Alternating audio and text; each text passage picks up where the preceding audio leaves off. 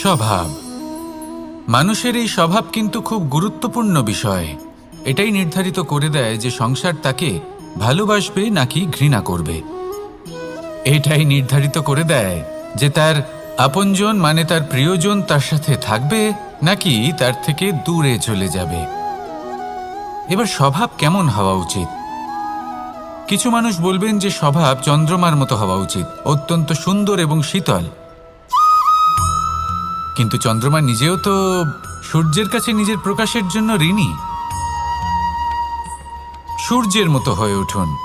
এই সূর্য যখন উদিত হয় তখন শান্ত থাকে, তারপর সারা দিন নিজে প্রজ্বলিত হয় এবং এই সংসারকে প্রকাশ প্রদান করে, যাতে এই সংসার নিজের কর্ম করতে পারে। আর যখন এই সূর্য অস্ত যায় তখনও কোনো কোলাহল করে না, শান্তভাবে অস্ত হয়। সূর্যাস্তের সময় পরিবেশ শান্ত থাকে, সমস্ত পশু পাখি আনন্দে থাকে। সূর্য যখন অস্ত হয় তখন এই আশা নিয়ে অস্ত হয় যে পরের দিন সে আবার উদিত হবে, আর অস্ত হওয়ার পরেও সে চন্দ্রমাকে নিজের প্রকাশ প্রদান করে।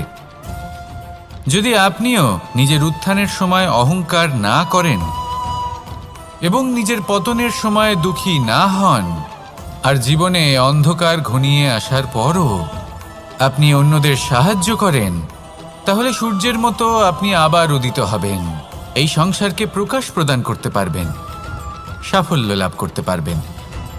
আসুন আমার সাথে ভালোবেসে বলুন, রাধা রাধা। পরিচয়। এই সংসারে প্রত্যেক ব্যক্তি নিজের পরিচিতি অর্জন করতে চান। পরিচিতি অর্থ এটা নয় যে আপনার নাম কি। পরিচিতির অর্থ হলো এটা যে প্রত্যেক ব্যক্তি এটাই চায় যে এই সংসার আমাকে চিনবে, জানবে আর আমাকে সম্মান করবে। কিন্তু এই সব অর্জন করার পূর্বে এটা বুঝুন যে এই পরিচিতির আসল অর্থটা কি। যদি কোনো ব্যক্তি এটা বলেন এর পরিচয় হলো এটাই যে সে একজন ধনী পিতার পুত্র, তাহলে সেই পরিচিতি পুত্রের নয় বরং তার পিতার। যদি কেউ এটা বলে যে সেই ব্যক্তির পরিচয় হলো সে খুব সুন্দর, তাহলে সেই পরিচয় হলো তার রূপের, সেই ব্যক্তির নয়। বাস্তবে পরিচয় কি? আপনার সান্নিধ্য লাভ করে কোনো ব্যক্তি কি অনুভব করতে পারে, তার কি ধরনের অনুভূতি হয়। আপনার পদ, আপনার সম্পত্তি, এই সব কিছুর ঊর্ধ্বে হলো আপনার আসল পরিচয়। যদি কোনো ব্যক্তি আপনাকে স্মরণ করেই প্রসন্ন হয়ে যান, তাহলে সেটাই হলো শ্রেষ্ঠ পরিচয়। তাই এই সংসারে নিজের শ্রেষ্ঠ পরিচয় গড়ে তুলুন আর আমার সাথে ভালোবেসে বলুন, রাধা রাধা। রামধনু আমাদের সকলের প্রিয়। আকাশে এই 7 রং দেখে মন আনন্দে ভরে ওঠে। কিন্তু এই রামধনু প্রত্যেক দিন বা সবসময় দেখা যায় না, বর্ষার ঋতুতে দেখা যায়।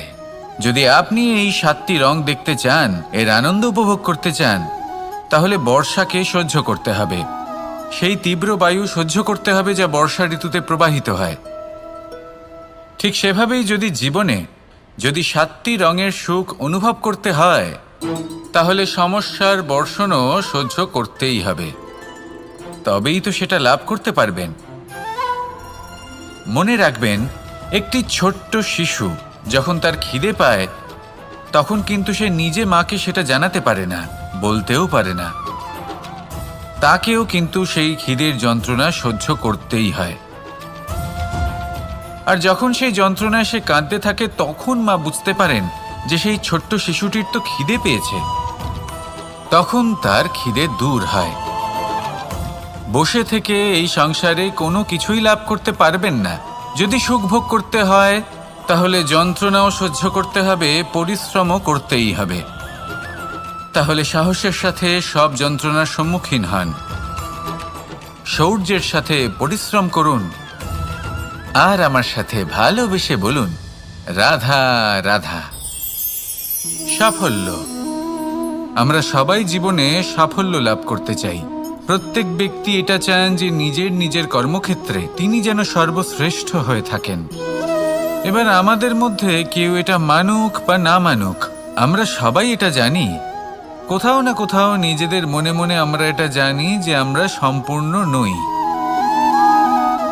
আর আমরা সবাই পূর্ণতা লাভ করতে চেষ্টা করি। এবার পূর্ণতা প্রাপ্তির এই যাত্রায় সাফল্য কিভাবে লাভ করা সম্ভব? কেউ বলবে নিরন্তর পরিশ্রম করতে থাকো, দৃঢ় নিষ্ঠার সাথে অগ্রসর হও, সাফল্য অবশ্যই লাভ করবে। হ্যাঁ, এটা সত্যি কথা, কিন্তু এই সব কিছু করার আগে একটা সিঁড়ি আছে, একটা শিক্ষা আছে যা জীবনযাপনের অংশ করে তোলা গুরুত্বপূর্ণ। আর সেটা হলো আপনার এটা বোঝা উচিত যে আপনি ঠিক কি ভুল করেন যার জন্য আপনি সাফল্য পর্যন্ত পৌঁছতেই পারেন না। আর এটা বোঝা প্রয়োজনীয় যে কিভাবে এই ভুল শুধরে নেওয়া সম্ভব। নিজের অন্তরে সেই সাহস জাগিয়ে তুলুন যার দ্বারা আপনি নিজের ভুল স্বীকার করতে পারবেন। সেই ধৈর্য জাগ্রত করুন যাতে যতই কঠিন হোক না কেন আপনি নিজের ভুল শুধরে নিতে পারবেন। তার সাথে পরিশ্রমও করুন, দৃঢ় নিষ্ঠার সাথে সামনে এগিয়েও চলুন। সাফল্য অর্জন করতে খুব বেশি সময়ও লাগবে না। আসুন আমার সাথে ভালোবেসে বলুন, রাধা রাধা। ছোটবেলায় যখনই আমাদের মাখন খেতে ইচ্ছে করত তখন আমরা মাখন চুরি করে খেতাম। আমরা সকল বন্ধুরা একে অপরের পিঠে দাঁড়াতাম, মাখনের হাঁড়ি ভাঙতাম আর মাখন খেয়ে নিতাম। এটাকেই বলা হয় সংগঠনের শক্তি। এবার কি শুধুমাত্র সংগঠনই যথেষ্ট? আসুন দেখা যাক। যেমন ধরুন, সবথেকে হৃষ্টপুষ্ট বালক যে, সে যদি সবার ভার বহন করার বদলে ওপরে চড়তে থাকে তাহলে কি আমরা হাঁড়ি ভাঙতে পারবো? আমরা কখনো কি মাখনের আনন্দ উপভোগ করতে পারবো? না। শুধুমাত্র সংগঠন যথেষ্ট নয়, তার সাথে প্রয়োজন হলো ভারসাম্য। তবেই তো মাখন লাভ সম্ভব। ঠিক সেভাবেই জীবনেও নিজেদের সম্পর্কে, পরিবারে, সমাজে, কার্যক্ষেত্রে ভারসাম্য বজায় রাখা প্রয়োজন। যদি এই ভারসাম্য থাকে আর সংগঠন থাকে তাহলে আমরা সবাই লক্ষ্যের দিকে যেতে পারি, লক্ষ্য লাভ করতে পারি। কিন্তু যদি এই ভারসাম্য না থাকে তাহলে এই সম্পর্কও ভাঙতে থাকবে, পরিবারও ভাঙতে থাকবে, কাজেও বাধা পড়বে আর আমরা লক্ষ্য লাভও করতে পারবো না। তাই সংগঠনের সাথে থাকুন, ভারসাম্য বজায় রাখুন আর আমার সাথে ভালোবেসে বলুন, রাধা রাধা। 6 শত্রুর মধ্যে অন্তিম শত্রু হলো ঈর্ষা। কোনো ব্যক্তি যদি জীবনে আমাদের থেকে বেশি উন্নতি করে, আমাদের থেকে বেশি সাফল্য লাভ করে, আমাদের থেকেও বেশি শ্রেষ্ঠ হয়ে ওঠে, বেশি গুণী হয়ে ওঠে, তাহলে কোথাও না কোথাও আমাদের মনে ঈর্ষাবোধ জন্ম নেয়। আর শুধুমাত্র এই ঈর্ষাবোধের জন্ম হলেই এই ঈর্ষা আপনার শত্রু হয়ে ওঠে না। সেই ব্যক্তির বিকাশে বাধা দেওয়ার জন্য বা সেই ব্যক্তিকে আটকানোর জন্য আপনি কোনো অনৈতিক পথ অবলম্বন করেন, তখনই এই ঈর্ষা আপনার শত্রু হয়ে ওঠে। কিন্তু যদি এই ঈর্ষার দ্বারাই আপনি নিজেকে আরো বেশি শ্রেষ্ঠ করে তুলতে পারেন, আরো বেশি সক্ষম, আরো বেশি গুণী হয়ে উঠতে পারেন, তাহলে এই ঈর্ষা আপনার মিত্র হয়ে আপনাকে আরো বেশি শ্রেষ্ঠ করে তুলতে পারে। এইভাবে ঈর্ষাকে আপনি নিজের মিত্র করে তুলতে পারেন। এই 6 বিকার বা বোধ বা শত্রু যাদের কথা আমরা বললাম, এদের আমরা নিজের বন্ধুও করে তুলতে পারি। দিনের শেষে নির্বাচনটা আপনাকেই করতে হবে।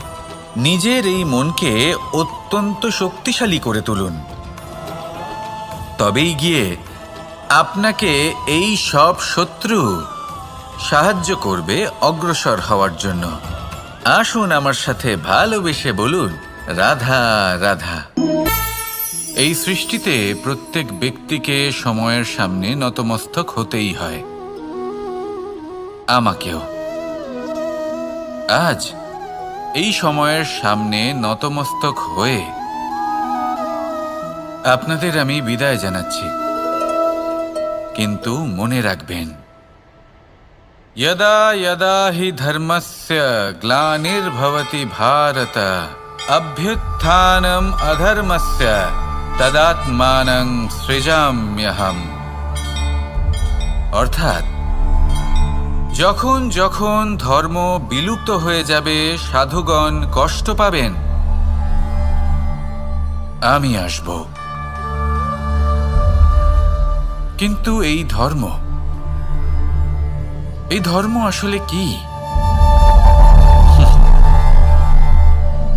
এই ধর্ম হলো তা যা হলো অটল, যে সময়ের সামনে এই সমস্ত সংসার নতমস্তক হয়। এই ধর্ম হলো তার ঊর্ধ্বে। আর আমার কাছে তো ধর্মের অর্থ শুধুমাত্র একটাই, প্রেম।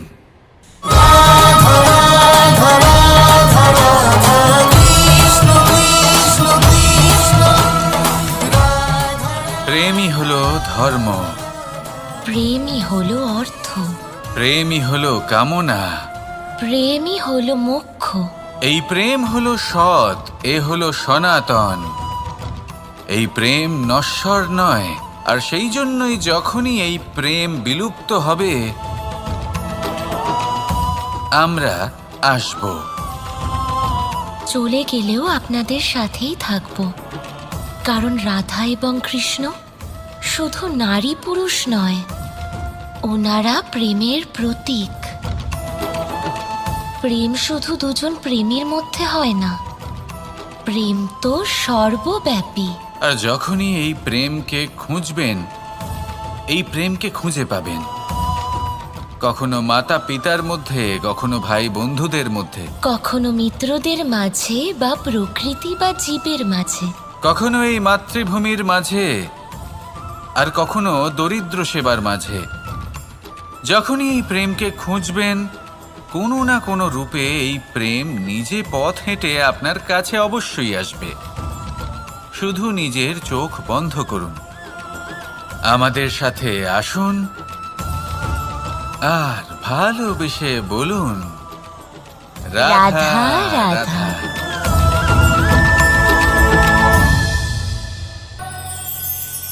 মানুষ জীবনে অনেক ধরনের সুখ লাভ করে, অর্থ সুখ, পরিবারের সুখ, বৈভবের সুখ। কিন্তু এমন একটা সুখ আছে যা বেশিরভাগ মানুষকে প্রভাবিত করে, কিন্তু সেই সুখ তাদের কোনো প্রয়োজনই নেই। সেটা হলো পরনিন্দা সুখ। অর্থাৎ এমন কোনো ব্যক্তিকে নিয়ে নিন্দা করা, তার প্রতি অনুচিত শব্দ প্রয়োগ করা, কারণ সেই ব্যক্তিকে আপনি পছন্দ করেন না। আর এমন অনেক মানুষ আছেন যারা এই কাজ করে খুব আনন্দ লাভ করেন, যেটা করা উচিত নয়। কারণ এতে আপনার সময়, আপনার ঊর্জা, আপনার নিজের অন্তরের ইতিবাচক শক্তি আপনি নষ্ট করে ফেলছেন। আর এই সব কিছুই আপনার প্রয়োজন আছে। যাদেরকে আপনার পছন্দ নয়, সেই ব্যক্তির বিষয়ে কথাই বলবেন না। সেই সব ব্যক্তির দিকে মনোনিবেশ করুন যাদের আপনি ভালোবাসেন। সেই সব কাজে মন দিন যেগুলো আপনার ভালো লাগে। সেই বস্তুর দিকে নজর দিন যেগুলো আপনার প্রিয়, নিজের লক্ষ্যের দিকে, এই সব কিছুর দিকে নয়। এমনটা করলে আপনার জীবনে আপনি সেই সব বস্তুর দিকে নজর দিতে পারবেন যারা প্রকৃত অর্থে আপনার জীবন আরো শ্রেষ্ঠ করে তোলে। এমনটাই করুন, জীবন আরো অনেক বেশি সুন্দর হয়ে উঠবে। আর তখন এই মন প্রসন্ন হয়ে বলবে, রাধা রাধা। মানুষের 6টি বড় শত্রু রয়েছে, আর এরা অন্য কোথাও নয়, বরং মানুষের অন্তরেই বাস করে। এই 6টি শত্রু হল কাম, ক্রোধ, মোহ, লোভ, ঈর্ষা আর অহংকার। কিন্তু এরা কি চিরকাল আপনার শত্রু হিসেবেই থেকে যায়? এদেরকে নিজের বন্ধু করে তোলা কি সম্ভব নয়? ভেবে দেখুন না। এবার যদি কথা বলি কাম নিয়ে, অর্থাৎ কামনা করা, তাহলে মানুষ যদি জীবনে কামনা করতে থাকে তাহলে সন্তোষের অনুভূতি লাভ করতে পারে না। কিন্তু এই কামনাই মানুষের বন্ধু হয়ে উঠতে পারে। কিভাবে? ধরুন, যদি মানুষ ভাবে আমি আরো অনেক বেশি শ্রেষ্ঠ ব্যক্তি হয়ে উঠতে চাই, আর তার জন্য কর্ম করে, পরিশ্রম করে, তাহলে ভবিষ্যতে গিয়ে শ্রেষ্ঠ ব্যক্তি হয়ে উঠতে পারে কামনার কারণে। অর্থাৎ এই কামনাই ওর বন্ধু হয়ে ওঠে। কিন্তু ধরুন, কোনো মানুষ যদি চায় সে শ্রেষ্ঠ ব্যক্তি হয়ে উঠবে, কিন্তু তার জন্য না কোনো কর্ম করছেন আর না কোনো পরিশ্রম করছেন, আর অধর্মের পথে চলতে শুরু করে দেন, তাহলে এই কামনাই তার শত্রু হয়ে উঠতে পারে। এবার যদি এই কামনাকে নিজের বন্ধু করে তুলতে হয়, তাহলে নিজের নির্বাচনে বিচক্ষণ হতে হবে, নিজের মস্তিষ্কের ওপর নিয়ন্ত্রণ রাখতে শিখতে হবে। সেটাই করুন আর আমার সাথে ভালোবেসে বলুন, রাধা রাধা। আজ আমরা মানুষের আরও একটি শত্রুর বিষয়ে কথা বলবো, যার নাম হলো লোভ। যে কোনো বস্তুকে অত্যাধিক লাভ করার যে বাসনা, যতটা লাভ করেছি ততটা যথেষ্ট নয়, আমার আরও চাই, আরও চাই, একেই বলে লোভ। এবার এই লোভ আপনার জীবনে শুভ না অশুভ, আপনার মিত্র নাকি আপনার শত্রু, সেটাও নির্ভর করছে আপনার ওপর। যেমন ধরুন, কোনো ব্যক্তির অসম্ভব ধনের লোভ, সে সেটা অর্জন করছে আর সেটা সংগ্রহ করছে, আর সেটা লাভ করার জন্য সে অনৈতিক কাজ করছে। যদি এই সব হতে থাকে, তাহলে লোভ কিন্তু আপনার পক্ষে অত্যন্ত ক্ষতিকারক। কিন্তু যদি সেই ব্যক্তি ধরুন ধন অর্জন করছেন, তার সাথে নীতিও পালন করছেন, আর সংগ্রহ করার পরে সেটা সংসারে ছড়িয়ে দিচ্ছেন, যদি এমনটা হয়, তাহলে এই লোভ আপনার বন্ধু হয়ে উঠতে পারে। যদি আপনার সৎসঙ্গ লাভ করার, সৎকর্ম করার লোভ থাকে, তাহলে আপনি কখনো একা থাকবেন না। যদি ভালোবাসা প্রদান করার লোভ থাকে, এই সংসারকে সাহায্য করার লোভ থাকে, তাহলে এই লোভ, যা সংসারের শত্রু, সেটা কিন্তু আপনার সাথে পরমাত্মার মিলন ঘটাতে পারে। এবার এই লোভকে নিজের মিত্র করে তুলবেন নাকি শত্রু করে তুলবেন, সেই সিদ্ধান্ত আপনারই। আসুন আমার সাথে ভালোবেসে বলুন, রাধা রাধা। মানুষের আরও একটি শত্রু হলো অহংকার। যদি আপনি এমন কোনো বস্তু অর্জন করেন যা মূল্যবান, বা এমন কোনো সাফল্য যা হয়তো অনেক মানুষ লাভ করতে পারেননি, তা নিয়ে যদি আপনার অন্তরে অহংবোধ জন্ম নেয়, তাহলে এই অহংকার আপনার শত্রু নাকি মিত্র, তা নির্ভর করছে আপনার বিবেকের ওপর। এবার ধরুন, আপনি অত্যন্ত শক্তিশালী ব্যক্তি, আর আপনি অহংকারী হয়ে গেলেন, আর আপনি যদি তখন বিবেকবোধ প্রয়োগ না করেন, আর সেই শক্তির অপব্যবহার করে অনুচিত কর্ম করতে থাকেন, তাহলে আপনার সাথেও সেটাই হবে যা মামাশ্রী কংসের সাথে হয়েছিল। কিন্তু যদি আপনি অহংকার করেন নিজের ভালোবাসা নিয়ে, নিজের সমর্পণ নিয়ে, যে যাদের আমি ভালোবাসি তাদের জন্য আমি নিজের যা কিছুই আছে সব কিছু সমর্পণ করে দেব, তাহলে আপনি দধিচির মতো মহান হয়ে উঠতে পারেন। তাহলে এই অহংকার, যা এই সমস্ত সংসারের গতিকে বাধা দেয়, তাকে নিজের বন্ধু করে তুলুন, আর আমার সাথে ভালোবেসে বলুন, রাধা রাধা। আজ আমরা কথা বলবো মানুষের আরও একটা খুব বড় শত্রুর বিষয়। তার নাম হলো ক্রোধ। এই ক্রোধ হলো একটি জ্বলন্ত কয়লার মতো, যেটা প্রজ্বলিত করে আপনি যার দিকেই ছুঁড়ে মারুন না কেন, সবার আগে কিন্তু আপনারই হাত পুড়ে যাবে। কিন্তু কখনো কখনো এই জীবনে রাগ দেখানোটাও খুব অবশ্যম্ভাবী হয়ে পড়ে। যেমন ধরুন, যদি আমরা কথা বলি সেই ক্রোধের, যা আসে যখন আপনি ধর্মকে রক্ষা করছেন, অধর্মের বিরুদ্ধাচরণ করছেন, সত্যের হয়ে রুখে দাঁড়াচ্ছেন, মাতৃভূমির মঙ্গলের কথা ভেবে চলেছেন, নিজের প্রিয়জনদের মঙ্গলের বিষয় ভেবে চলেছেন, তখন ক্রোধের জন্ম হওয়া খুবই স্বাভাবিক আর কোনোভাবেই অনুচিত নয়। কিন্তু যদি তখনও আপনার মনে ক্রোধ জন্ম না নেয়, তাহলে এর অর্থ হলো যে আপনি কোথাও না কোথাও দুর্বল। এই ক্রোধ নামক শত্রুকে যদি মিত্র করে তুলতে হয়, তাহলে পরিস্থিতির সম্যক ধারণা, বিবেক আর ধৈর্য, এই তিনেরই প্রয়োজন।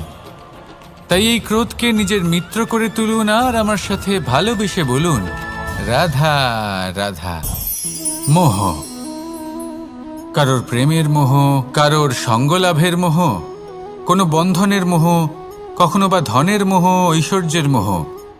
যদি আপনার মধ্যে এই মোহবোধ জাগ্রত হয়, তাহলে আপনার বিনাশ সুনিশ্চিত। যেমন কোনো বিশেষ ব্যক্তির প্রতি যদি আপনার মনে মোহ জাগ্রত হয়ে যায়, তাহলে আপনি চাইবেন সেই ব্যক্তি আমার কাছেই থাকুক, আমার পাশেই থাকুক, শুধুই যেন আমার হয়ে থাকুক। আর শুধু এই কারণেই কোথাও না কোথাও সেই ব্যক্তিকে আপনি তার প্রিয়জনের থেকে দূরে করে দিচ্ছেন। তারপর দুঃখ আসে, নিরাশা আসে, কারণ স্বাধীনতা সেই অনুভূতি যেটা সবার প্রিয়, আর সেই অনুভূতিটাই আপনি তার থেকে কেড়ে নিচ্ছেন। এভাবে এই মোহ নিশ্চিত রূপে আপনার শত্রু হয়ে যাবে। কিন্তু যদি আপনার মোহ থাকে নিজের মাতৃভূমির প্রতি, তার সম্মানের প্রতি, তাহলে আপনি একজন প্রবল রক্ষক হয়ে উঠবেন। যদি আপনার মোহ থাকে আপনার আত্মসম্মানের প্রতি, নীতির প্রতি, তাহলে এই মোহ কখনো আপনাকে অধর্মের পথে চালিত হতেই দেবে না। আর যদি আপনার মোহ থাকে নিজের আত্মার প্রতি, তাহলে কোনো দুরাত্মা এসে আপনার কোনো ক্ষতি করতে পারবে না। তাহলে নিজের এই মোহকে নিজের মনের মধ্যে সংযত করে রাখুন, একে নিজের মিত্র করে তুলুন আর আমার সাথে ভালোবেসে বলুন, রাধা রাধা। প্রত্যেক মানুষ নিজেদের জীবনে সুখ এবং শান্তি কামনা করেন। অনেক মানুষ এর জন্য শাস্ত্র পাঠ করেন যে কিভাবে জীবনে সুখ শান্তি লাভ সম্ভব। আর তিনটি প্রধান শাস্ত্র যা আমাদের জীবনে আমাদের আশেপাশে বিদ্যমান, তা হল ইতিহাস, বিজ্ঞান এবং ধর্ম। ইতিহাস থেকে আমরা জানতে পারি যে অতীতে কিভাবে আমরা সুখ ও শান্তি লাভ করেছিলাম। বিজ্ঞান দ্বারা আমরা এটা বুঝতে পারি যে কিভাবে ভবিষ্যতে সুখ এবং শান্তি আমরা লাভ করতে পারি। আর ধর্ম আমাদের এই শিক্ষা দেয় যে আজকের এই বর্তমানে কিভাবে সুখী থাকা যায়, কিভাবে শান্তি লাভ করা সম্ভব। আর সেটাই হলো সবথেকে বেশি প্রয়োজন। অনেক সংখ্যক মানুষ অতীতে আটকে রয়েছেন, সেখানে অনেক মানুষ ভবিষ্যতের চিন্তায় দিন কাটাচ্ছেন। আজ এই বর্তমানে খুব কম সংখ্যক মানুষ প্রসন্ন থাকতে পারেন, সেটাই শিখুন। ধর্ম এটাই বলে যে যদি মনে কোনো মালিন্য না থাকে, এই মন যদি স্বচ্ছ হয়, কর্মের মাঝে কোনো ছলনা যদি না থাকে, তাহলে নিশ্চিত রূপে জীবনে সুখ এবং শান্তি আসবে আর আসতেই থাকবে। আসুন আমার সাথে ভালোবেসে বলুন, রাধা রাধা। যদি নিজের কথা বলি, তাহলে আমার এই নিয়ে অভিযোগ নেই যে জন্মের পরেই আমাকে মা বাবার থেকে দূরে চলে যেতে হলো। আমার এই নিয়েও অভিযোগ নেই যে একজন মামা যিনি ভাগ্নের জন্য নিজের প্রাণও ত্যাগ করতে পারেন, সেই মামাই আমার প্রাণ কেড়ে নেওয়ার জন্য প্রত্যেক সম্ভাব্য প্রচেষ্টা করলেন। এই নিয়ে অভিযোগ নেই যে মহাযোদ্ধা হওয়া সত্ত্বেও আমাকে সারথি হওয়ার চয়ন করতে হলো। বরং আমি কৃতজ্ঞ। মামা যতই আমার প্রাণ কেড়ে নেওয়ার চেষ্টা করুক, আমি নিজের আত্মরক্ষা করতে পেরেছি। প্রথমে মথুরা ছাড়তে হলো, তারপর বৃন্দাবন ছাড়তে হলো, কিন্তু দ্বারকাকে নির্মাণ করার সুযোগটা আমি পেয়েছি। আমি কৃতজ্ঞ যে একজন সারথি হিসেবে ধর্মস্থাপনের এই রথ আমি এগিয়ে নিয়ে যেতে পেরেছি, এই সংসারকে গীতার জ্ঞান প্রদান করতে পেরেছি। দেখুন, জীবন সেই একই আছে, কিন্তু দৃষ্টিভঙ্গি কতটা গুরুত্বপূর্ণ। এই অভিযোগ আপনাকে জীবনে বাধা দেবে, দুঃখী করে তুলবে, কিন্তু কৃতজ্ঞতা বোধ সেটা আপনাকে একটা সুযোগ দেবে, সেই জীবনকেই আরো আনন্দের সাথে যাপনের সুযোগ। এই সুযোগে সদ্ব্যবহার করুন আর আমার সাথে ভালোবেসে বলুন,